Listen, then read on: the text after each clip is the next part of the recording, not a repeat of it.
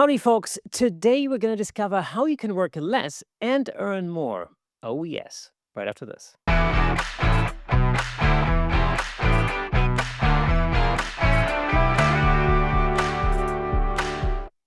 Welcome to Camera Shake, where we bring you the insider scoop on all things photography and videography, giving you a unique opportunity to stay ahead of the curve. As always, I'm your host, Kirsten Nuts, and before we get started, I've got one thing to ask of you. Over 65% of our viewers on YouTube and listeners on audio are not actually subscribed to this channel, which is, what it's all about. Come on, folks, let's change that. Just hit that subscribe button. It helps me get even more cool guests on the show. Although, as I like to say, I don't even think that's possible anymore. Anyway, it's just one click. That's all it takes. Thank you so much. Now, without further ado, though, let's welcome today's special guest, the man who figured out how to shoot weddings fast, book clients smarter, and still have time to chill. The YouTube sensation, wedding photography legend, educator, course creator, and all-round productivity powerhouse. Give it up for none other than Taylor Jackson.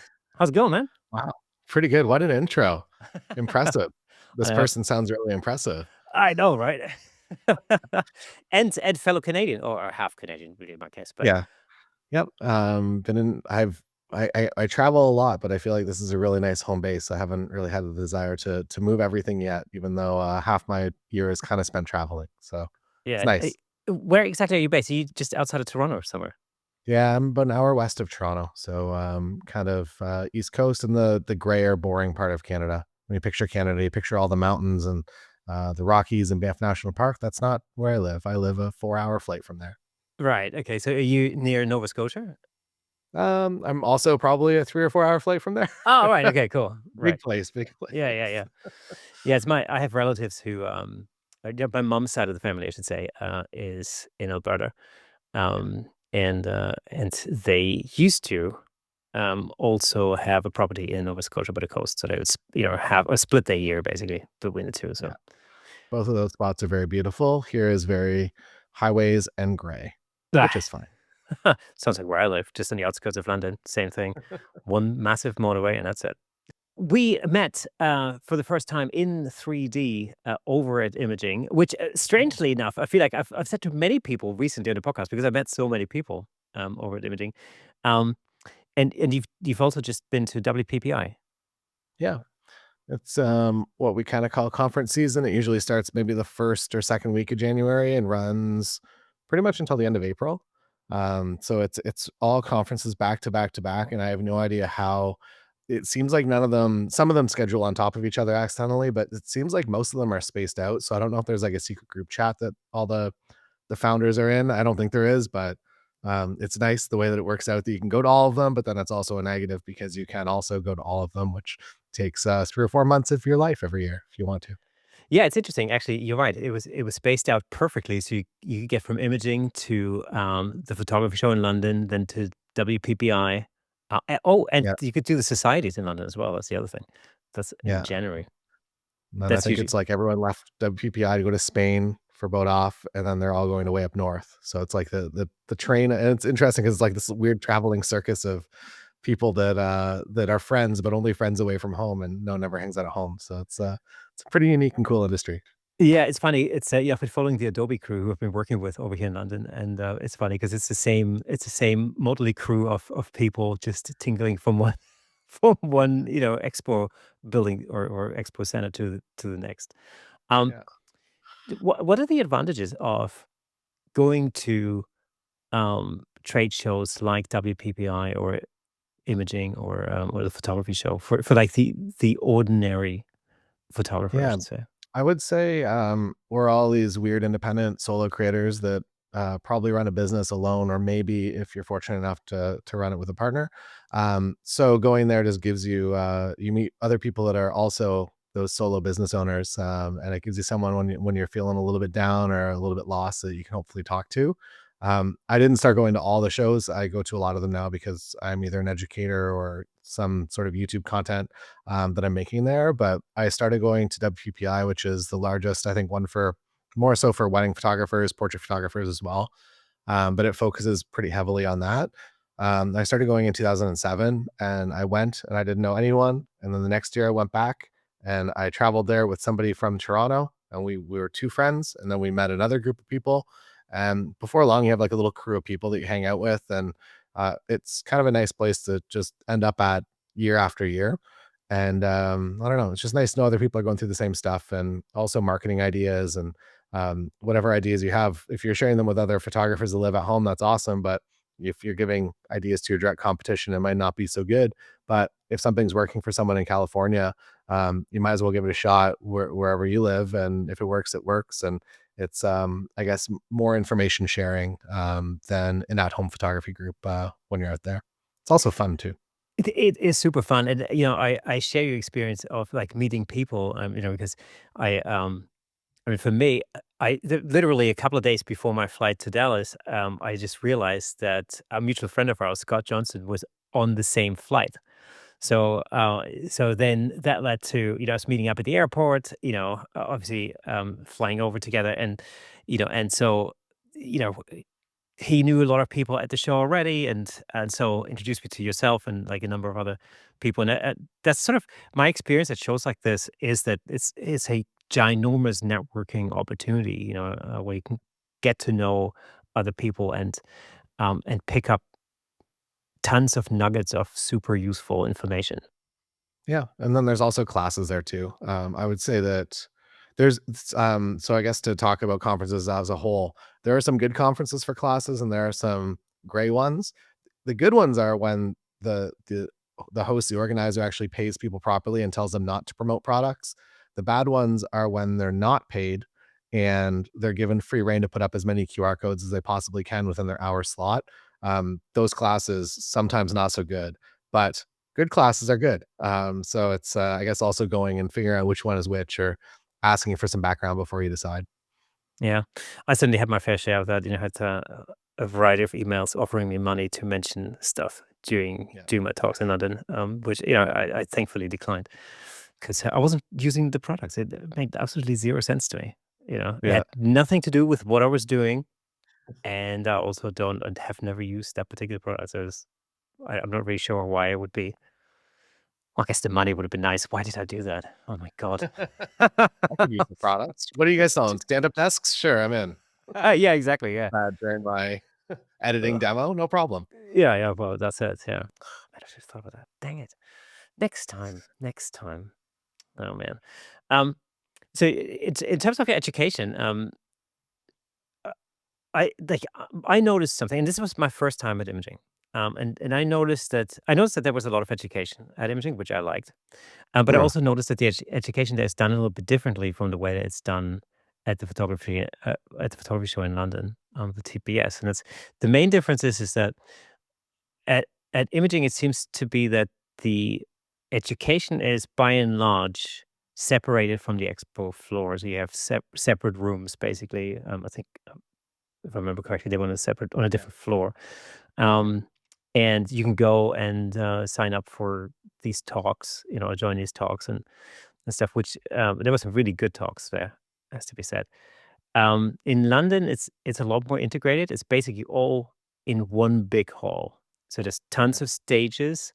And one of the things that I find, and again, there's pros and cons, but one of the things I like about that is that you can just by happenstance come across a talk that you really like just because you just walk past that stage and just pick Yeah. something out. You're like, oh wow, that's really interesting. I'm going to stay and listen to the rest of that.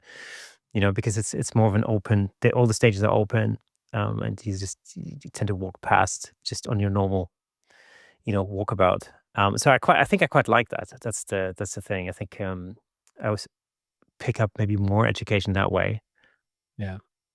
I think it's definitely, there's benefits to both ways. Sure. That way is great, but then also, I would say imaging's a bit of a weird, standalone in the sense that people are really topic driven there.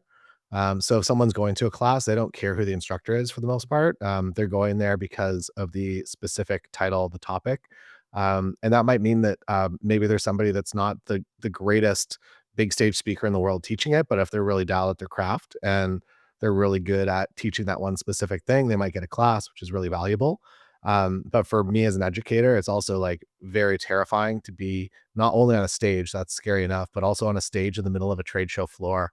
That also is like a little terrifying. So there's positives and negatives, and each show kind of attracts its own specific type, I guess. Yeah, I thought it was fun. I thought it was fun. It is fun when you see that people. I mean, you can sort of see it, from the corner of your eye, or sort of at because they have like there is seating there. It's just that the everything's open, so people just walk past and they can just take a seat if they want to. And it's my worry was actually because I was speaking. It's the first talk early in the morning, and I kind of thought, well, you know, the floor's just opened half an hour before. Maybe I don't know. People are probably busy drinking coffee at this point. Who wants to listen to me waffle on about something? Um, and so I was surprised to find that actually a lot of people did for some reason. I don't know why, but yeah, it was busy. It was very busy. It's a great show. I don't know if have you ever been to the photography show in London? No, I will go eventually, maybe next year. It's always been a partial conflict. I do this ski trip every year, and they seem to land on the exact same dates or close enough that I can't get from BC and Canada all the way over there in time. Yeah. So some year it'll work out. Hi, ski too. I'm not jealous at all, by the way. Yeah, it's There hasn't been it's a good any. reason to miss it, I guess. Well, exactly. Yeah, there hasn't been any snow here in years. Not where I live, anyway. Um, Yeah. so for those of you who don't, I mean, for those of you who know you predominantly through YouTube, in when you're not doing YouTube, you run a wedding business. Yeah. I did, for a long time, I was doing about 70 weddings a year, like between 60 and 70 every single year.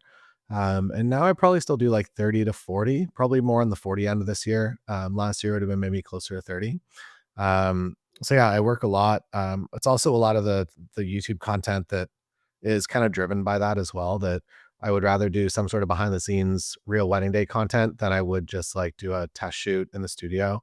I feel like it's more valuable and educational, and it's also kind of a unique thing that I guess I can offer because I do shoot so much volume, and I use all the camera brands as well. So it's just as easy for me to shoot a wedding on Canon as it would be to shoot on Nikon or Sony or maybe even Fuji. So yeah, it's I guess a unique business that I built that it's all kind of this big circular thing that I have to do the real work because I think it's important. And also it's a bit weird whenever if you like I feel like lighting and posing like anyone can kind of teach that. So if you don't do weddings anymore, that's fine. But I feel like if you're a wedding business educator and you're educating on wedding business and you're not booking any work yourself, it's a little bit of a strange thing. So I like to actually do the thing and experiment within my own business and see what works and kind of carry that forward into a way to make that happen in other places around the world. That's one of the things I've always liked about your channel is the fact that it's really very hands-on, and the fact, as you mentioned, there's no real preference for one brand over another. That's usually it makes it accessible to lots of people who shoot different brands, but also it just shows that actually, when you work as a professional photographer, it's not really about the brand that you shoot. It's about using the tool and doing the work essentially. Because I always, I always think that like when for some reason it's one of the first questions I get asked very often, especially by people in, like, let's say, camera clubs who are enthusiasts predominantly. It's like, what do you shoot? Do you shoot Nikon? If today I am, I mean, Yeah. tomorrow, I don't know. It doesn't matter really because ultimately it's Yeah. about the At the outcome. end of the day, like even working with second photographers that shoot off brand, it's like all the files you can make them feel cohesive enough that a client's never going to notice any sort of difference. Some files are easier to work with than others, and some are maybe a little bit more challenging, specifically in like either backlit or mixed lighting environments. But overall, everything at the end of the day can look the same. It just might take a little bonus effort to get there sometimes. So yeah, I also like the challenge of using new gear, and I feel like it opens up some creativity that you don't have access to. If you're on Nikon, you don't get to shoot a 20 to 70 f2, whereas if you're on Sony or Canon, you do. So it's nice to kind of to use that lens for a little bit and then switch to something else, so you don't stay, you don't just get in the flow of doing the exact same thing every single wedding day. How many weddings do you think you've shot, like, through all your wedding I've done career? over 1,000. I added it up and I was at about 1,020 or something, and then I stopped counting. I was like, I hit 1,000, that's fine. But that was also 3 years ago now. So probably like 1,100 ish, maybe a little bit more. They're still fun though. And also, I very much curate the type of wedding that I do. I used to work a lot downtown Toronto, which is like a 1 hour drive on a good day or a 4 hour drive on a bad day. And I don't enjoy doing that. I don't like the fear of the unknown of that. The fact that if I start at noon, that because that drive has taken me 4 hours one time, I now have to leave 4 hours before that wedding day. So I didn't love doing that. So I kind of said that I don't do that anymore unless it's for a wedding that I really want to do, or if it's maybe for a friend of a friend or something. Um, Other than that, I work pretty much a half an hour from my house, or something that requires an airplane. There's not much in the middle anymore, and that's completely by design, because that was what I think was draining me out. That when you're shooting 70 weddings and you also have this like insane travel calendar, and you're shooting a triple wedding weekend, and you're driving for maybe a collective like 16 hours over that weekend, it's not so fun. But when everything's like a half hour from your house, it's pretty chill. You can shoot three. I have a quadruple. I think I've never shot a quadruple before, but I have Thursday, Friday, Saturday, Sunday weddings in September this year. So that'll be a new one for me, but it's all close to home. So it's all right. Yeah, and you're right. It's that sort of radius of like maybe 3-4 hours away from your home is that kind of weird thing where you can't really charge properly for that travel effort. If you have Yeah. to get on a plane, it's a different matter because then it becomes automatically it becomes like in a way a wedding type of a thing. Um, but that's that in between thing is this thing where I guess you end up losing money. Yeah, and it kinda burns you either for the day before or the day after, or maybe the day before and after. So if you take one of those weddings on a Saturday and a commercial job hits you up for a shoot on Friday, you can't take that, or a wedding comes in for that day, you're probably gonna be very hesitant to take it. So that's kind of the bummer of it, I guess. But yeah, I don't know. I feel like that should be for everyone's business. At year 1, you kinda take what you can get. Year 2, you realize the stuff that, you don't enjoy doing as much, and you start to dial it back a little bit, and then hopefully by year 4, year 5, you're in a business that you actually enjoy doing, and you're always refining it every year. There's no like, you're not just like, I've completed my business. This is exactly as I want it to be forever. That every year you're going to enjoy some things more than others, or you're going to discover new things that you'd like to do instead of something. And it's all a balance, I guess. Hey, let me just jump in real quick to tell you about the amazing sponsor of this episode, Platypod. Platypod offers innovative camera support systems designed to unleash your creativity. With their stable, versatile, and portable solutions, you can capture stunning shots like never before. And I'm not just saying that. As the host of the Camera Shake podcast, I can personally vouch for Platypod's incredible products. They've become an integral part of the show. In fact, I'm surrounded by various Platypod products holding up lights, cameras, microphones, and so on. It's really helped to transform the way I make the show and the way I shoot at home, in the studio, and on location. But don't just take my word for it. Explore Platypod's website at www.platypod.com to discover their range of products, including the Platypod Extreme, Platypod tripod heads, and the brand new handle, of course. Make sure to follow Platypod on Instagram and Facebook at Platypod Tripods for exclusive updates, tips, and giveaways. By choosing Platypod, you're not only investing in your photography, but you're also supporting the Camera Shake Photography Podcast. Thanks again to Platypod, our amazing sponsor. Platypod, where innovation never sleeps. In over 1,000 weddings, how has the whole business of wedding photography changed from your point of view? I would have started in like 2005. So it was before Facebook or Instagram, and everything was very heavy website driven. There were also still a lot of studios operating that, like, you go to the mall and there'd be like a photo studio there that would also do your wedding, and they'd send out one of their shooters and they would do it. And some of them would still shoot on film. A lot of them had switched to digital pretty quickly. Um, so that was, I guess, the bigger change was social media entering. It made advertising a lot easier, especially, and also a lot cheaper for a very, very, very long time. Because it used to be they had advertise in magazines or like newspapers or yellow pages, stuff like that. And now it's very easy that I can set up an ad in like 5 minutes and be immediately targeting my local area if I need to make some money today or whatever. Um, that I'm able to do that, which is awesome. But yeah, in terms of the actual skills of photographers, I would say that at the time when I was getting started, you could just shoot like a good wedding day and you could very easily book a lot of weddings from that. So if you were a good photographer, that basically, if you looked at any of the wedding magazines from California and you tried to do even 25% as good as that, you would be hired for your work. I feel like that has definitely transitioned a lot, that everyone is so good now, and photography is pretty easy, that you can put a 50-1.2 on your camera, and with eye detect and everything, you can shoot a pretty good wedding day. If you know what good light is, and then you can use AI for editing. So the barrier to, I guess, the skill level of everyone is so high now that we have to compete in different ways, and that is mostly based on kind of personality and very much being attractive to your ideal couples. I would say that's also one of the big changes that, yeah, shooting cool stuff in a back alley that looks grungy, doesn't book you weddings anymore. But that's kind of difficult because I mean, how do you yeah, how do you compete on that? You basically compete on personality then. Yeah, and trust, I would say as well. Trust is like a big key indicator. For weddings specifically, it's like they want to make they're it's probably the most amount of money. It's for sure probably the most amount of money they've ever spent on a photographer or someone in a creative field. So they want to make sure that you show up and that you're going to do a good job, and that also, I would say another big piece is that you're not going to be an embarrassment. That they know that you're going to show up dressed professional, and you're not going to be a chaotic person to be around on the day, unless they're a chaotic couple. Then maybe they want that. Um, but for the most part, they wanna be sure that you're gonna fit in with their friend group because 'cause you're kinda part of the wedding party for the day, and they want somebody that fits into that. So if you can display that online, I would say that that's even more important than photographic skill probably at this point. Maybe to do pricing also in the mix there. But yeah, there's other ways to get booked than just having the nicest and most elaborate portfolio.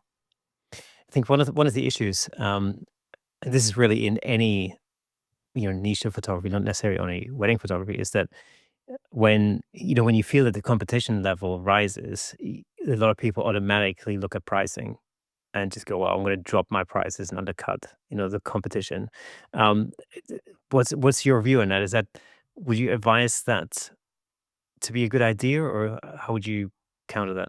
It depends. So, like, what I do here, I know my market pretty well, locally, and I don't know every single market kind of all around the world, so I'm not gonna say, like, this is for sure what you do. I've found that being, like, priced in the middle where every single educator tells you to not be, it's like, "Aim for luxury, shoot 50, $100,000 wedding days," and I've been very happy to just kind of be in the same roughly, like, probably for the past 10 years, I've been priced pretty much the same. And I've been very happy with that. It allows me to book a lot of volume. I enjoy working. I like getting out there. I feel like keeps me sharp as well.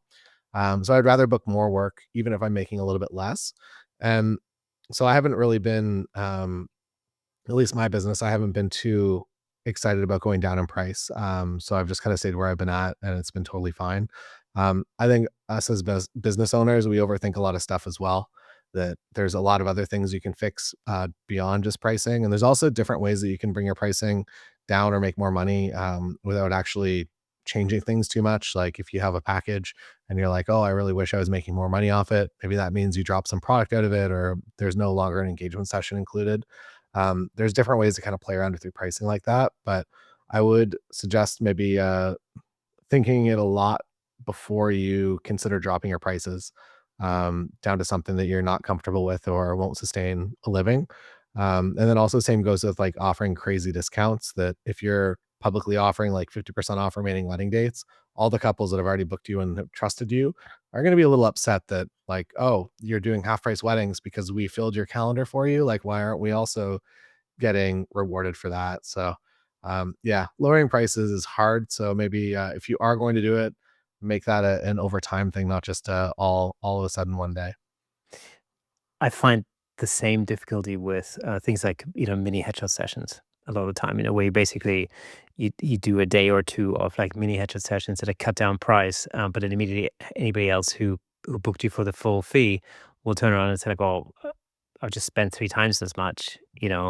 How come you're dropping your prices? And so, although I do those, I do them once a year for like a 1 day only, and that's it. I've actually just recently I've reconsidered my pricing structure, so I might actually just rebuild my pricing structure so that it sort of incorporates an element of that, so I don't have to do these, mini sessions every year. Although I mean they're fun to do, but it's just you have to switch Yeah. things up. I think sometimes that's the thing. Yeah, I think as long as you're clear, if you're like, this is the reasoning why this is a much less expensive shoot. As long as you're clear with that, I feel like it's fine. Or if it's like a 1 day thing, like you said, I think that's pretty reasonable. But yeah, it's hard not to undercut yourself, I guess, is maybe what I would hesitate against. Yeah, it's difficult, and especially when you're starting out. I think it's difficult to find the right. your right level in a sense because as you said earlier, every market is different. Every situation is different. Um, and then there's, especially if you're starting out anywhere and you haven't got, a reputation or whatever, then it's hard to know from the get-go where your perfect sort of pricing level is. I guess you have to experiment a little bit. Yeah. I think there's also probably a market set wherever you live, that it's easier to just kind of fit into that, even if it's the boring answer. That if you're just kind of emulating what other people are doing in terms of pricing, it's going to be like when, for instance, for weddings, somebody's looking for a wedding photographer, they probably have like 10 tabs open. And if all of a sudden you are way below or way above everything else that they're looking at, that might rule you out. But if you're kind of within the same pricing model as everyone else, I feel like you kinda stay in it for that, and again, it's like the scary middle thing, but overall, it's worked out pretty well for me. So basically, would you say like, you know, research your competition in your area and then just figure out where the mid ground is and just position yourself slap bang in there? Yeah, and then if you're younger in the industry, I would say that you have a lot more time to do all the correct things that all of us know that we should be doing. Like we should be blogging everything. We should be really targeting like pretty much anything that any couple would be searching for when they first get engaged. I would like to be on like in front of every single search. I would like to be making long form videos about all of that as well. So if they're searching, that YouTube video pops up for their search. I would like to be there, but because I run a pretty busy business, it's kind of hard for me to do all of that all the time. I could outsource it and get it done, but I feel like I'm not the only one that gets established and then you stop kind of focusing on the basics of your business. So I think there's a lot of opportunity for there to focus your marketing efforts on that is just time that you have to spend as a newer business that a established business might not be able to. I think that's actually one of the major problems for any solopreneur, startup. Not only a photographer, but actually this is true for just about any business that's like a one person business to start with, is that when you don't have a lot of clients or you don't have a lot of business, you spend a lot of time marketing, which is a good thing Yeah. because that's the way you get clients. But then the minute you actually get the work in, you're going to have to go out and do the work, which then takes you away from doing the marketing. And so it seems like, it's a constant up and down, like, peaks and troughs. And before you know it, you've done all the work. Now you haven't got any more clients. So now you have to sit back down and do a lot of marketing in order to get more clients, in which case you then have to go back out and do the work and your marketing efforts Yeah. stall. And, how do you get around that? Um, I think you just kinda come up with some bases that you know that, like, I'm always gonna focus on SEO, or once a year, I'm gonna make a wedding planning guide for my local area. I'm gonna go to venues and film it. I think by doing, like committing some level of it, makes you not get so lazy that you stop doing all of it, which I think is potentially a problem. There's also, I guess, the other part of this is that if, for weddings specifically, if you become a preferred vendor at like 10 different venues, there's a pretty good chance that that's going to fill like half of your season, maybe even more every single year. And you're not really going to have to do that much, that you just get inquiries and you just convert them. So I think there's also an element of that as well, that not only am I not doing the things that I know I should be doing, but also I'm getting leads that would have never even done that Google search to begin with as well. So I'm not taking anyone out of that pool potentially. So there is still lots of work out there, I think, for people just getting started. I think that's one of the biggest worries, like that I hear, especially let's say in the headshot game, or I don't shoot weddings personally, but never say never. I might do one day. Um, that it's one of the things that was, oh, yeah, that market is saturated. There isn't any space for anybody else. Um, but then the wedding market is saturated everywhere, I guess. I mean, I can't Yeah. think of a place where I've heard people say, "Well, there are no wedding photographers in Wales." You know, There's a lot, and they're all but doing photo video now. exactly right. So so saturation or market saturation isn't really a good enough reason not to start doing something. I don't think. Yeah. No, and, like, I would say market saturation is, not necessarily a negative thing. It means that there is a market, that you're not gonna Yeah. put all this effort and create, like, a business that no one is ever gonna hire. It's, like, proof that every single weekend that these businesses are getting hired. So I would rather compete in that market than compete in a mystery market that, maybe doesn't yet have a price set and maybe doesn't actually have real customers as well. It's also, I mean, differentiation is, I can't talk today. Differentiation, that's what I'm trying to say. Although that's generally a good idea because obviously you want to be slightly different from your competition, but I think if you take it too far, you can very easily sort of differentiate yourself out of the market that you're trying to attract. Yeah, and I think it's also location dependent as well, that if you're in a New York City or a London, there is gonna be that exact, hopefully, if you're creating something that's unique within reason, there's probably gonna be someone that really is attractive to that business, but if you're in a small town and you're doing something that's really specific, I'll take, Jackson Grant as an example. He's a wedding photographer from New Zealand, and he shoots with a lot of fisheye. His colors are very, very, very, very vibrant, like the most vibrant of any wedding photographer I know, and his work is amazing. But he has a very specific type of couple that's gonna hire him, and if he lived in a rural area and maybe wasn't into doing destination weddings, it's gonna be very hard to create that business in that small town.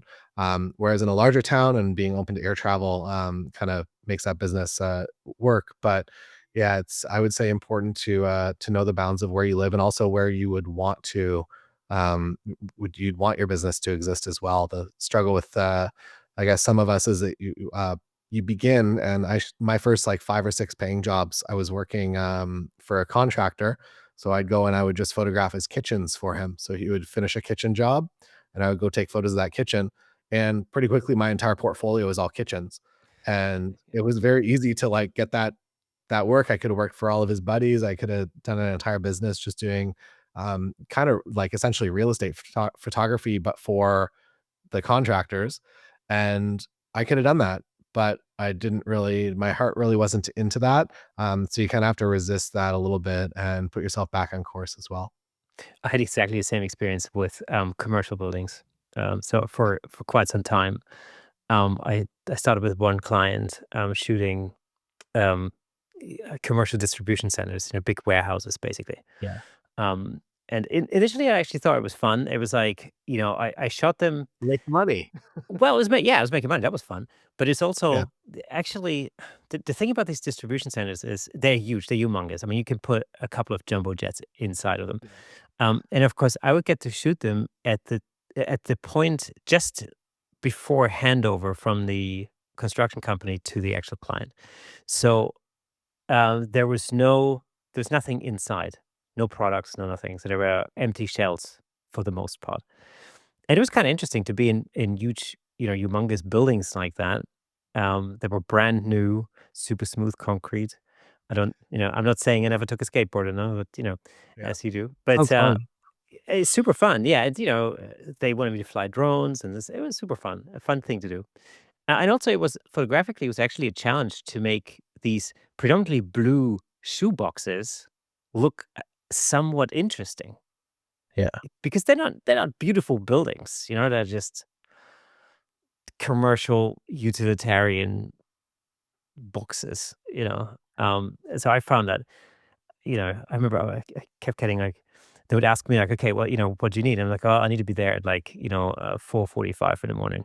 Why? Well, because that's when the sun's where or like half an hour after that, the sun is going to be where I needed to be to photograph this thing. It was just like just putting in that little bit of extra effort to get a decent result paid off. And I could have done this literally, all day long. Yeah. But there's a point where you think like, well, okay, that's practically the same blue shoebox that I shot last week. Yeah. You know, and it was because it was the same construction company, so it's literally the same thing. Literally the same setup, yeah. And I also feel like you kinda that yeah, you could be established in that, but as you start to raise your prices, there's a pretty good chance that they're gonna find another person Yeah, that can absolutely. do the same blue shoebox, so you're gonna get, potentially, um, you're gonna scale out of that job pretty quickly, so it's, important, I think, to move either for your heart and what you desire or for, seeing that coming, from a business side of you. How did you first get involved in shooting weddings? Like, how did that start for you? So I went on Google and I typed in what kind of photographers make the most money. And that's actually the story. I was a concert photographer before that. I was doing a lot of shoots. It was a lot of fun. I shot all my friends' bands. It was like during the MySpace emo boom. So I was shooting probably 3 or 4 concerts a night, or not a night, per week in Toronto. And it was awesome. But it was like free t-shirts. Sometimes you'd make $100. Sometimes they'd give you like a bottle of whiskey from the green room. Um, you have to still buy the same gear that I would have to be shooting a wedding. You're still doing the same like fast moving and low lighting and making people look super cool and trying to get them in magazines. And all of those skills just kind of carried straight forward. I was also like 18, maybe 17, um, when I decided that this might be an interesting avenue. So it was kind of like a disconnect that I was a little bit too young for the regular market.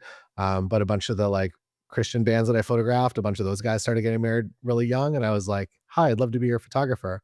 So that was like my first portfolio was just all I would take band setups that I would normally do for like a press shot. And then I would just bring a couple there. And all of my early work is like, it looks like it's just like, oh, are you like an acoustic duo? It's like, no, that's our wedding photo or our engagement photo. So that was kind of how I ported that. And then I would also convince my friends that if they wanted like ski and snowboard shots or they wanted like their band press photos, I'd be like, I'll do that for free, but you have to like go out with me and your partner and we have to do like an engagement style shoot. And a lot of them were like, fine. And we'd go out and do it. It'd look amazing. And it was very easy to attract ideal couples at that point because my work was very much just like band promos, but for people that were in love, I guess. So yeah, it was that was the start of it. And then I realized pretty quickly that it's a lot of fun that rather than getting kicked in the head by a crowd surfer, I'm now just getting a nice dinner on a wedding day. And things are set up to be beautiful. And my life is really easy. Lighting is perfect all the time. And yeah, that would have been a bunch of years ago. And now, like 1,100 weddings later, I think I made the right decision.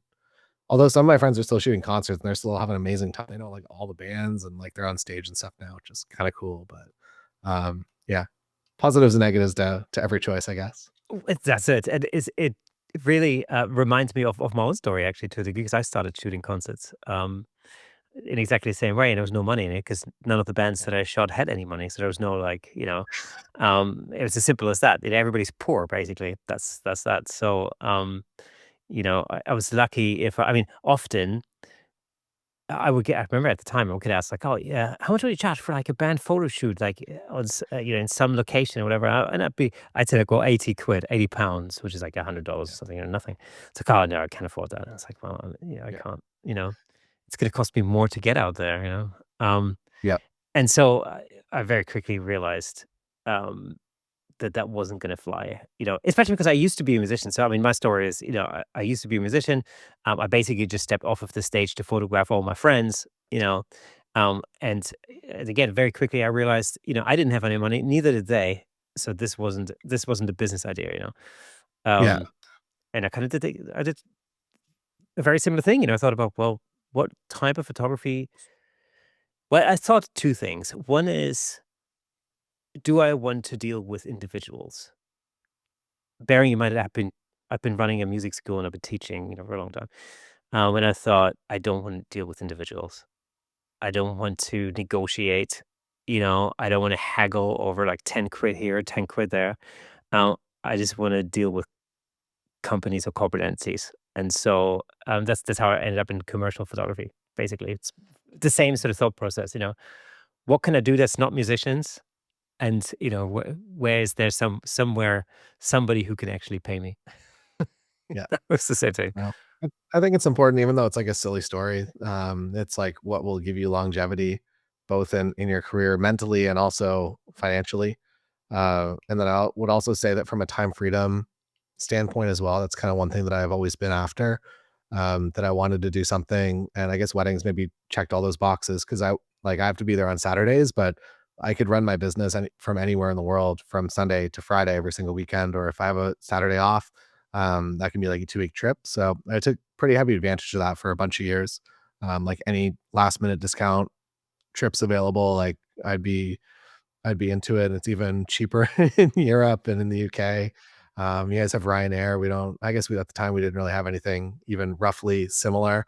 And it always blew the North American, Canadian, US mind to be like, you can fly from like London to Berlin for like $40. What is going on over there? So yeah, that was a lot of my early, I guess, motivation to shoot weddings. So even if maybe I wasn't shooting my ideal clients and it wasn't the most fun of a job, I knew that the money would at least allow me to do something that was fun for a little bit. I tell you a crazy story. So I remember when these cheap airlines first sort of arrived on the scene, Ryanair and EasyJet is another one over here. And it's like derivatives now. What is it? Eurowings and well, there's a whole bunch of those. At the time, because I remember when I first moved to London in 1996, the only way that it was actually cheaper to fly from Heathrow to New York City than it was to fly from Heathrow to Germany at the time. Jeez. Yeah, so Okay. because there were more people flying to New York than there would Yeah. be to, like, Stuttgart, in the backwaters of southern Germany, basically. And so it was prohibitively expensive for me to go and see my parents at the time. Um, and so when when those cheap airlines first arrived, they had, like, super mega deals. It was unbelievable. So I was playing in a band at the time, and we flew to Sweden, to Gothenburg, in Sweden, um, on 1 penny tickets. I mean, it was 1 penny and £14, which is what, like, $20 airport tax. That was it. Yeah, I mean, that's amazing. it was ridiculous, absolutely ridiculous, and you sort of think like, how does this work? This business model is bizarre. You pay nothing, and, Yeah. they fly you anywhere you want. Yeah, It's that was changed. Iceland for a while. Iceland Air for, like, with Canada, I think during the, like, 2008 era, the government was, like, heavily subsidizing tickets, so we could do from Toronto, we could get to Iceland for, like, $99, I think, like, both ways, for a little while. So, yeah, that was the only, mega deal that I ever got to cash in on, and I'm sad it's gone because it's now, like, 700 instead Oh, of yeah. 99, but yeah. Yeah, that's always I mean, now it's a shocker, for me to, like, fly over to North America, and it's like, "Oh, man, it's thousands of Yeah. pounds. So, I mean, you teach photographers starting out, in photography. What would be your, like, your starting out piece of advice is for somebody who was thinking about setting themselves up as a wedding photographer in Um, 2025? I would say in weddings at least, one of the big things for me was knowing that I wanted to outsource a lot of my, business day to day, so I think becoming okay with that in the beginning is important because, you get very close to your work and it's very difficult to do after a little while. But if it's built in from the beginning, if you know you're gonna have somebody, processing images or, you're gonna, be using AI or something that's built in the beginning, that's good. Um, I would say beyond that, just get out and start creating the portfolio that you want to exist in the world. I would say that, like, whatever you can do to create something that is very much yourself, because there's a pretty good chance that the people hiring you in the beginning are just going to be essentially hiring you because probably budget. They probably don't have a lot of money.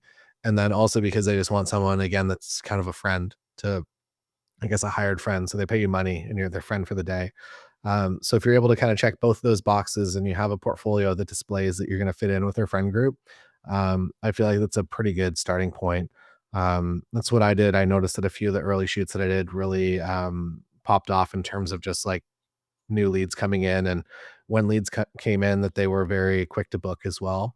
So yeah, I would say just creating that portfolio, and whatever the business looks like for you, you are kind of in complete control of it. That if you want to create that destination business, it's going to cost a little bit more money probably on the startup because you're going to have to fly out, do some workshops, set up some shoots to show that, like, hey, I'm a destination photographer. But if you're working close to home, you can probably whatever the closest 5 people are to you, maybe you're able to convince them to put either an engagement style outfit on, or you're able to convince them to get back into their wedding clothes if they're married, or you can just go to Value Village, which is like a thrift shop here, and you can get a dress and you can get a suit and you can put together some styled shoots for very limited funds. So I would say do that and start out with creating something that, like, would be really, really attractive to you if you came to a wedding photographer's website. And there's a pretty good chance that that is going to start to convert those early leads. Um, I discovered that, at least for me, that the early couples that found me, really thought that they, like, discovered they were like, "Oh, we've discovered this unknown photographer." And I realized that after, like, 2 couples said that in back-to-back meetings, I'm like, "Oh, maybe I should market this. Maybe this is the reason why I'm not as expensive as everyone else. And I started to kind of lean into that and talk about that, like, hey, like, very seasoned professional photographer, getting into weddings now, have some portfolio to show, but that is reflected in my prices as well. And a lot of people were like, this guy's good. Like, happy to trust with wedding. And now we have like the budget to actually hire somebody that we want to work with as well. So that was really sticky in the beginning, but yeah, just creating the images that you want to exist, and potentially even getting into some video off the start as well. I feel like it's good to be diversified in terms of skill set, and maybe you're going to start building a wedding business and you're going to realize that that's not for you, and that you want to do headshots or you want to do commercial. And if you have photo video skills, you can kind of take those anywhere. You can even take them into like travel and like what we do on YouTube. For a long time there was no audience on YouTube, but I would still reach out to companies with, like, I would have maybe like 3 to 10,000 subscribers, and I reached out to a bunch of different companies, and a few of them were always like happy to work together, in terms of like hotels or in terms of um, just travel experiences. And it was because I just came to them and I was like, hey, I can do photo, I can do video, and I can deliver these things to you. And I didn't pitch them as like an influencer. I wasn't like, I'm gonna post Instagram stories of your stuff. It was more so like, I'm gonna come and I'm gonna do some commercial work for you while I'm there. I'm also going to be posting them, but I'm also going to like deliver you these assets. And I found that like photography did okay on its own, but when offering like that I'm gonna do like a couple, now it used to be like a little highlight video, but now it would be just vertical reels for people. I found that that was just a lot more attractive and allowed me to kind of unlock some unique experiences that I otherwise wouldn't have. So yeah, diversify your skill set in case weird stuff happens or you just don't like the path that you're on 5 years down the road. The video aspect is actually super interesting because I think this over the let's say over, I don't know, broadly speaking, over the last 5 years or something, I think that's it's maybe especially since the pandemic, um, it's become more and more important for stills photographers to think about adding video to their portfolio. Um, what sort of video products would you say are the most important ones to have under your or as part of your skill set? As you Yeah, mentioned, vertical video. yeah, I would say vertical is kind of what most people want, in terms of like businesses and all my commercial clients. That's, I would say, unless they're doing like a commercial for TV, which is incredibly rare now. I would say that their number one use of video is probably vertical video for somewhere on social media. So I'd say that's why there's a demand for that. And then for wedding couples, I feel like there's still demand for the traditional horizontal, like proper film. You can't really get into vertical video as well as you can horizontal. And it's just, I guess, a lot more. We all grew up watching movies, so I feel like cinema is just in that horizontal format still. So I feel like a lot of things will remain in horizontal, but for the short term, I feel like things are vertical. So that means for like a wedding day, well, I will make them that 5 minute highlight film that's going to be horizontal. There is still a pretty good chance that there's going to be some sort of vertical content that I'm going to have to build from that, whether that's a quick reel or whether that's actually something that I edit together, or it's something that I actually shoot in vertical while on site. It's, a little annoying to shoot everything in horizontal and then figure out how you can make it go vertical a little bit later. So it is easier to do it, when you're actually in it. But, yeah, I would say that's kind of my main things, that I'll do that horizontal video, but I'm always making at least a reel or 2. And at the end of the day, I feel like it makes, a better product for my client as well. So my couples are a lot happier with some sort of video coverage and photography than they would be just with photography only. That's actually interesting. I was going to ask you this. I've actually just realized why I just recently switched to an Nikon Z8, and basically, it's sort of they put in this feature where everything flips as soon as you start shooting vertical. You know, all the information on the back screen flips, Yeah. and then you can kind of flip out the screen as well. That makes perfect sense, though. Yeah. Hmm. Yeah. That's our life now. Yeah, yeah, yeah. Because I was gonna ask you how you shoot the vertical video. Because my first instinct would have been, well, I'll just shoot everything horizontal and then I'll basically re-edit it vertical afterwards. But you're actually shooting a lot of stuff vertical from the get-go. Do you do that with an iPhone or do you use how do you go about that? I usually use my camera. For like my own personal social stuff, I'll use iPhone from time to time.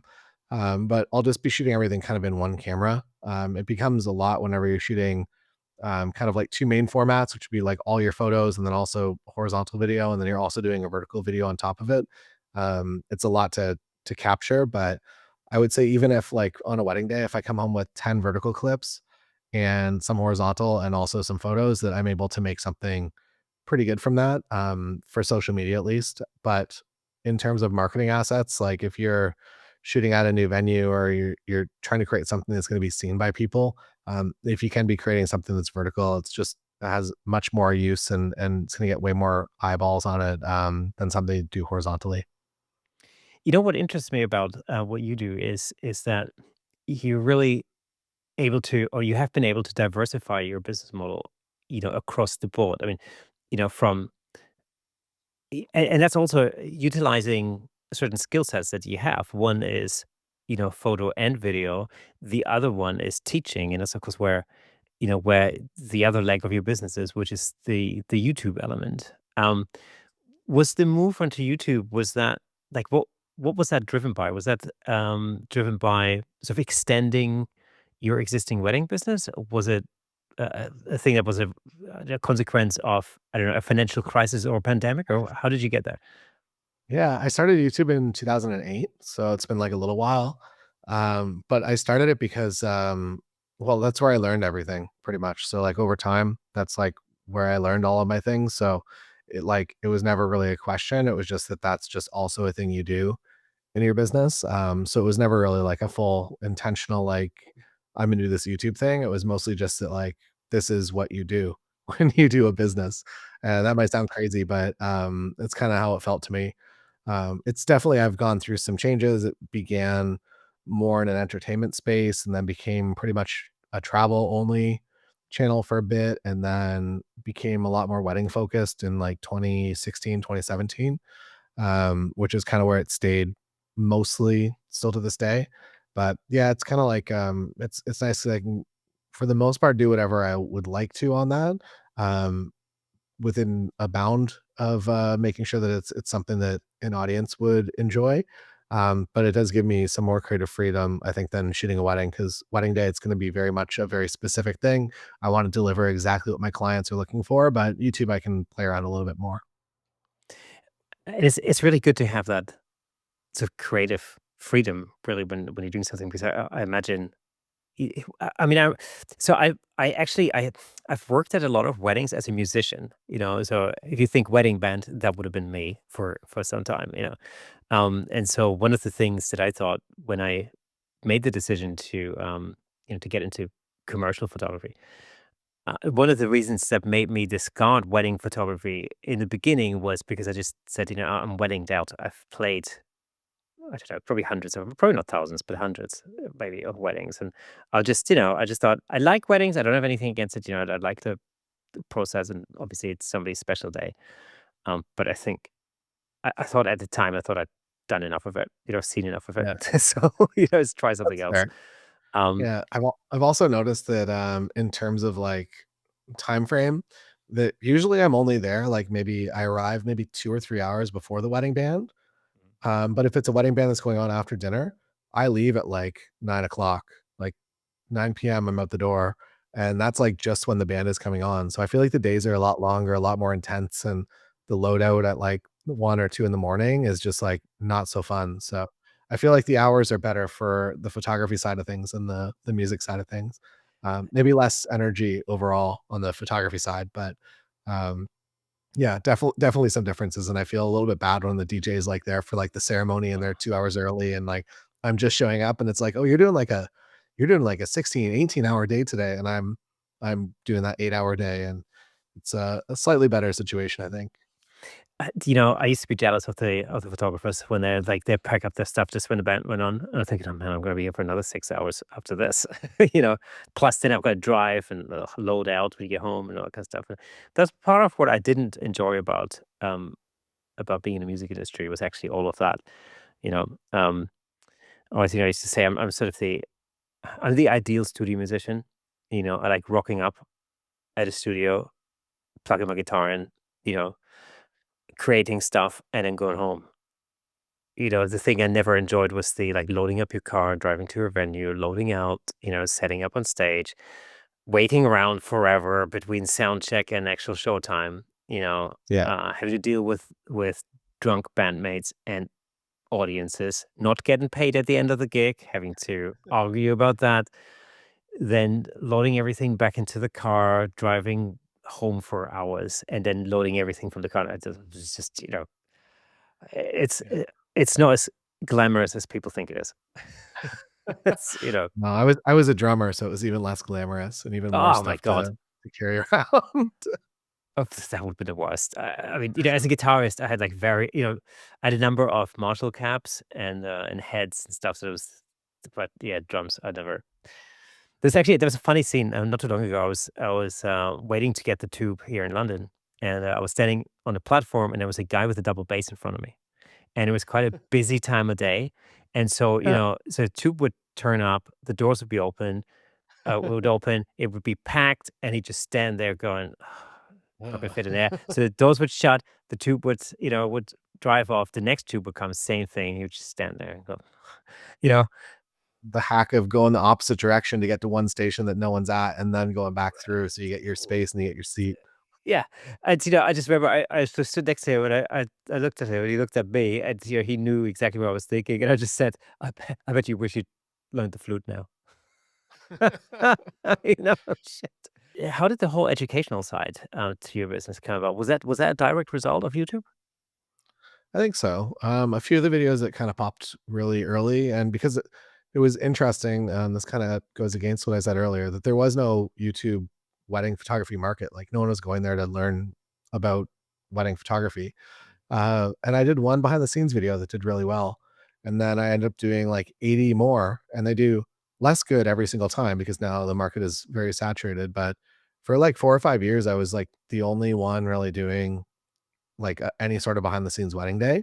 And so if you wanted to learn some sort of like, or you just wanted to go to a wedding essentially as a second photographer, it was kind of the only place that you could go at that time. There was still like paid content that other people were selling courses that might include some behind the scenes, but yeah, for a long time that was kind of it. So that's what led into doing gear reviews as well. That I would talk about like, hey, this is the camera that I use on wedding days. Here's some example images, and then brands started discovering me that way, and that's how we did a travel show with Nikon, and that's because they emailed me and they were like, hey, we love what you're doing with the I think it was like D750 at the time, Ooh, like love what you're doing with that, yes. and like do you want to do something together? Like, we don't know anything about this YouTube marketing thing yet. What does this look like? And I was like, we should do a travel show. And eventually that ended up being like a thing that somehow got pushed through, which is amazing. So yeah, it's I don't know, no official rule book to it. It's whatever seems interesting and helpful to create at the time, or inspiring, or um educational. So yeah, it's that's why it's a little all across the board over on YouTube right now for me. Yeah, is that something you gonna pursue even more? Because I know we talked a little bit before we went live on the show, and you said it's making up. Did you say about 50% of your business right now? Yeah, in terms of time, I would say the time that I spend on my actual wedding photography business is like pretty streamlined at this point. I have a pretty good process in place. But then when it comes to the YouTube side, maybe it takes more time, but it's probably about half my business, I would say. I do think it's important to keep doing the thing that you're teaching about though, so I won't stop that anytime soon. But it's very nice to go kind of seasonally where I'll shoot a lot of weddings through the summer, and then know that in November I'm pretty much off until maybe April, May every single year. So I feel like that's also one of those things that you can do when you've been in business a long time. Year one, year two into your business, like you shouldn't take winters off, like work whenever you can. But um, yeah, that's what kind of allowed me to do the YouTube thing, that I would generate enough revenue in the summertime to work a job that made significantly less money over the winter, and then eventually that job started making money. Kind of the same goes for weddings, that if you are creating that portfolio that you want to exist, eventually someone will hopefully pay you for it. If you're creating something that is also relevant to something that they want to promote, or something that they would like to also exist in the world, um, that's kind of how that all came about. And I feel like that's still kind of how it goes to this day, that uh, people will send me an email and it's like, hey, I saw this like random thing you did 5 years ago. We have a new backpack coming out. We'd love to do something similar. So that's how a lot of the sponsorships and reviews come along now. Did you start by just, like to say, reviewing the things they were using anyhow? I think that like just yeah, I would say that even to this day, like not all of my videos, even if it is about a product, would be like a paid thing. In the beginning, it started off as just like that, hey, here are the things that I'm using. Here's a wedding kit. And you'd kind of be guided by the metrics a little bit that if you made something that got some views, you'd be like a little excited. You're like, okay, so this is like important to lots of people. Um, and you would make more stuff kind of along that, and that would kind of guide content, I guess. But yeah, over time, it's just I guess there's no playbook for exactly how a YouTube business goes, and it's kind of whatever you want to make it, which is kind of nice. It also seems a complete mystery. I mean, it's definitely a total mystery to me. There's Yeah, no rhyme or reason. You know, the funny thing about a podcast like this, which I I preface with the statement that YouTube isn't the perfect platform for long form podcasts like this. They don't really yeah, natively live on YouTube as a platform. Yet I still make a YouTube version of it, mainly because it's easier for me to edit. I just think like a video editor because that's what I'm used to doing. And then the audio part of that becomes the audio podcast, right? yeah, But obviously, podcasts natively live for the time being, at least, on audio platforms, and so the response to each episode is completely different on those platforms. And I can 100% guarantee that an episode that does extraordinarily well on audio will totally tank on YouTube, and something that is like a runaway success by my small standards, um, on YouTube will have 0 traction on audio, and I still haven't figured out yeah. why, you know, what the secret is. I have just no idea. Yeah. I don't think YouTube's figured it out either. It's like they Yeah. know that there's attention in podcasts, so they're like, "We're gonna promote podcasts, but not really, but a little bit." Yeah, yeah, yeah. So yeah, Exactly. it's a mystery to them, and it's a bunch of people in a room all arguing about how to execute things and kind of getting it half done and taking a piece of everyone's idea, and eventually it'll get there, maybe. But yeah, it's a lot of it's a mystery. That's kind of why it's fun too. It's like gambling sometimes like something does really well and you're like, "Oh, wow, that's a really helpful video." Like a lot of people like that was really useful to them. And then other times you'll think you made something that's like the best thing you've ever done and no one will engage with it or watch it or it's actually somewhat meaningless to everyone else. So, yeah, it's always a mystery. I know, and you know, I think for me, what it's done is basically just told me that, or it's taught me that actually I should just do what I like doing, and I just like doing this, so that's why I keep doing it regardless. You know, I really, I honestly don't care. You know, I mean, I don't care. Don't I mean, you don't misunderstand me. I do care. Of course, I do care about all these people who are listening, and it's been absolutely amazing to meet people who listen to this show, both at Imaging in the US and the photography show, because these are very rare occasions where I have an opportunity to meet people in 3D, so to say. And it's amazing, you know, it's amazing to think that anybody actually listens to this, you know. But you know, and what freaks me out a lot is to realize how large the audience actually is, especially on a platform like YouTube, you know. And you can do a thing and get vastly opposite, super mega polarized responses to it. You know, like one person will comment and say like, you know, this is terrible. This is the worst thing I've ever seen. You know, you're just a talking head. Shut up. Right. And then the very next comment is, this is the most amazing interview. Thank you so much. It's helped me so much. It's transformed my photography. Well, you know, and like, right, one after the other, you go, I don't understand Yeah. what's going on. No. That's the mystery of humans, I think, that something just really are attractive to certain types of people and not so attractive to others. So that's why there's lots of videos out there for people to watch and lots of podcasts. So on like the YouTube side of things, I do have a few editors, so that makes things easier. You get to do the fun part where you shoot the video and then you have some help in the back end. So I would say that's kind of the main unlock there. And for a long time, it's like hard because you're not making any money. And if you're not making any money, how are you going to spend money on an editor? And I think Right that at here. some point I was yeah, and I think at some point I was like, "Okay, maybe it makes sense even though this video isn't generating revenue, it might make sense to just, like, buy my time back so that I'm able to go create more videos or, to work on my main business a little bit more." So I think there's kind of a balance there. So I'd say that's kind of the main thing for the YouTube side of things, as well as, I script a lot of my videos, and edit them in text before I actually do them. So I'll teleprompt and read. So I think that's another huge thing that I've kind of already edited the video in pre-production. And as I say everything, I know that everything's going to make the cut. I know that nothing's going to be in the wrong place. It's not going to have to be juggled around. It's just like read script, get B-roll. So I think that that's another thing that kind of sped things up. I know there's a ton of chat GPT ways that you can be helped out that way. If you just type in like, here are the 25 ideas I want in this video, it's going to write you a pretty good script. Um, so there's technology options there. And then on the wedding and portrait side of things, I use Imagine. It's spelled Imogen, AI for all my editing. And that's sped up my workflow significantly. I also still call, so I do all my selects manually. So I use Photo Mechanic to do that. Even though there is AI calling options and ways that technology can help you do selects, I've discovered that it's kind of like it's pretty much the same amount of time that I spend. I like for a full wedding day, I spend about 40 minutes to do to make all my selects from that wedding day.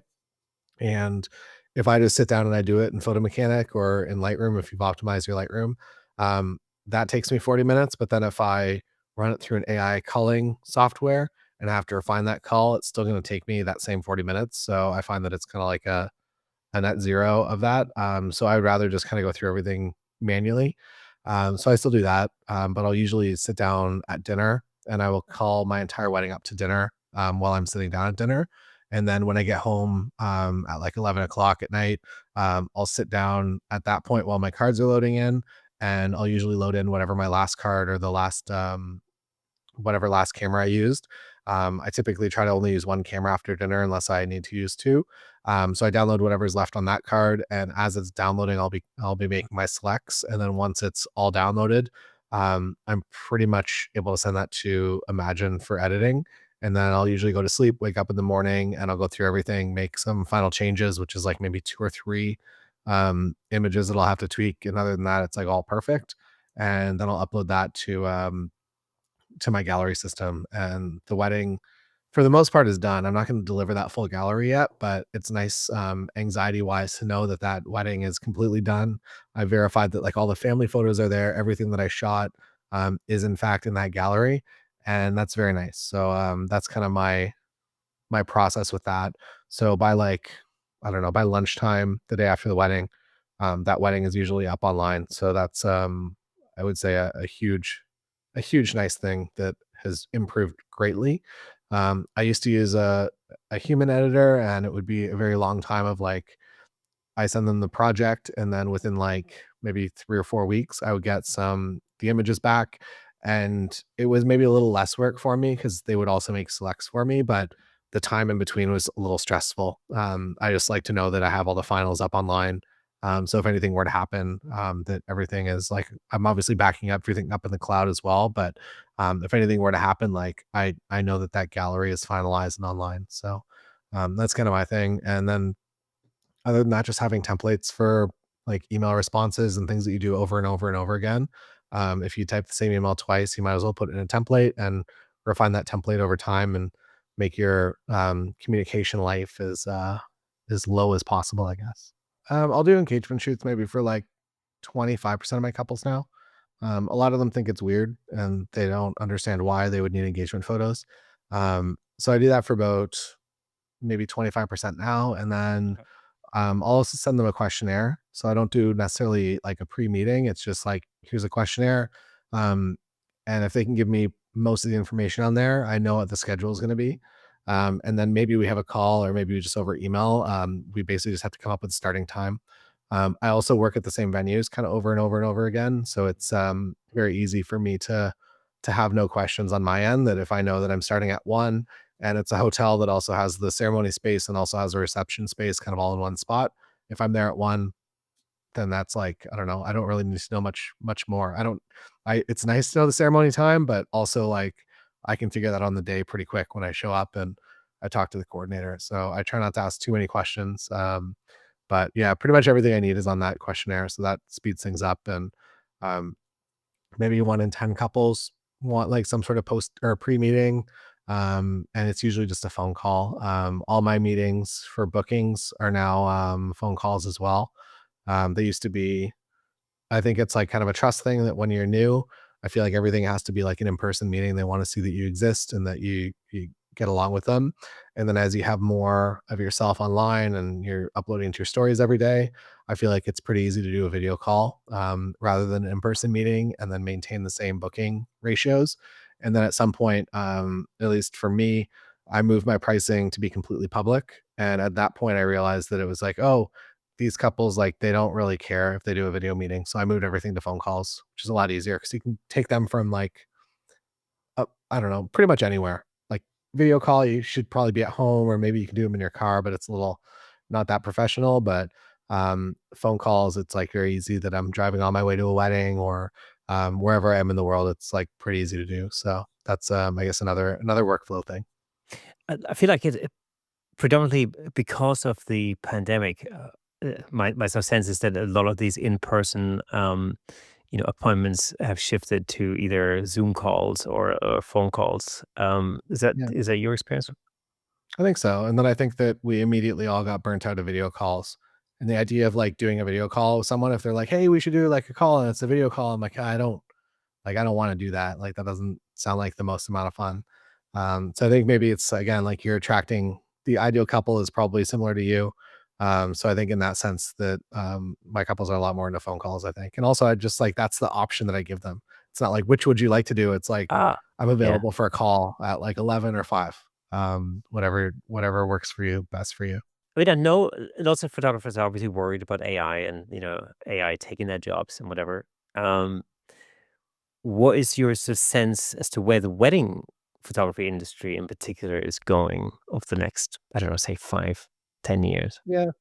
I think it's more protected, I think, than other genres of photography. I think there will be an aspect of people that want really nice wedding photos and they'll use AI to generate them, but just a little weird, I think. Where like a LinkedIn headshot, I feel like is going to be more accepted as like an AI thing um, at scale than like if you're gonna like AI your entire wedding. I feel like it's a very strange thing. So I think it's somewhat well protected.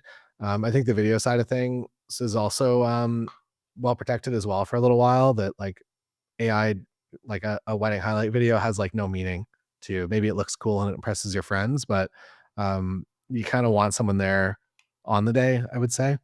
So I think those are kind of like protected at least. And then when it comes to all other avenues, I don't know. That's a mystery to me. We'll see kind of how all things unfold. I feel like it started like really heavy that it was like AI is going to take over everything. And then I feel like it kind of chilled out a little bit in terms of the industry. And um, it seems like most things are operating similar with like some small changes to how they would have like 5 or 6 years ago. So we'll see. What advice would you give to anybody who's getting into the wedding business now? Um, I would say know that it's a multi-year job, that it's not gonna happen overnight. So know that you're signed up for a little while and that the unfortunate part is that anytime you make a change or you book a wedding now, it's gonna be like 18 months before or maybe like 1 year before you actually get to that job. So it's a bit of a slower startup period, I think, than other businesses, but it's definitely worth it and it's definitely worth the hard work. There's a ton of YouTube education out there now, lots of podcasts and like different ways that you can basically learn as much as possible in the shortest period of time. So I would say start ingesting as much as you possibly can and see which ones pieces of content connect with you and who it makes sense to continue with and who maybe doesn't share your vision. And just yeah, just keep learning and never stop learning. But yeah, it's definitely on the other side, it's for sure worth it. It just takes a little while in the beginning. It's a bit of a struggle. Is it easier now to get into it than it was maybe before we had all these, let's say, AI-driven technologies? Yeah, the well, from like a camera and just being able to take good photos in a very fast period of time, I would say that time frame has come way down. That in terms of focusing and like if you can see good light and you know the basics, you're going to be able to take some pretty good shots most of the time. I think it's still going to take you maybe 5 or 6 or 10 weddings to troubleshoot all the specific situations that you could potentially find yourself in. I feel like that's the first bunch of weddings. When I look back at them, it was all just like random lighting environments or situations that were very challenging and I wouldn't say difficult now, but definitely difficult at the time. But now you can, I don't know, in terms of like ISO, you can shoot a proper high ISO and it'll still look reasonable. Whereas where I started, it was more at like if you went above 800, you were like Yeah. potentially in danger. Yeah. So it's a lot easier now, and you can get away with a lot more. So yeah, portfolio side of things, pretty easy to put together or easier. And then business marketing, I feel like is just again like both not necessarily a sprint, but like a pretty fast race in the beginning to start seeing some traction to get yourself motivated, and then a marathon to sustain that over time. I shot a boxing event last weekend at literally 10,000 ISO on average, and it's the Yeah, pictures are pretty incredible by comparison. yeah. It's it's nuts. Um, is wedding photography something that you can at least start with, sort of um, as a side hustle? I think so. I think that's how we all do it. That at some point, it's also very hard to just like go full time um, off the start, or even like early on in your business because it's there's not that much to do. I guess that there's a lot of waiting around almost. Waiting around for weddings to happen. Like, yeah, you can put together shoots, you can do all kinds of things, but if you are kind of focused more on the wedding side of things, it makes sense to kind of continue that full-time stable job for a while, before it really starts to lose you money going into that job. That if you could have spent those hours at home working on your own business, that might be the time to make that switch. But it's hard. I feel like it's one of the hardest parts of becoming a business owner. It's like, when do you get rid of the stable job that makes you a lot of money to go with this uncertain job that you're in complete control of, and that's great, and but also equally scary.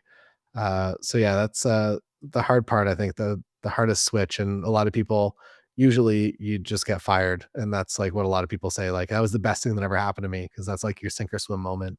So I don't wish that anyone gets fired, but know that if it does happen, that's looking back, it's what a lot of people consider to be the most positive moment in their photography or video career. Say, like, maybe a lot of people that worked for the public service, over in North America, that might be looking at their career in Yeah, wedding photography right in now. the Who knows? states, I guess lots more. Fantastic, Taylor. It's been an absolute pleasure having you on the show. Thank you so much for being the guest on this week's photography on this week's Camera Shake podcast. Thanks so much for having me. It's been great. All right, folks, that's a wrap for today's episode. It was awesome having Taylor on the show. But before we go, let me just recommend another episode that I think you'll like. Check out episode 187 with Russell Preston Brown. I'm sure you'll love it.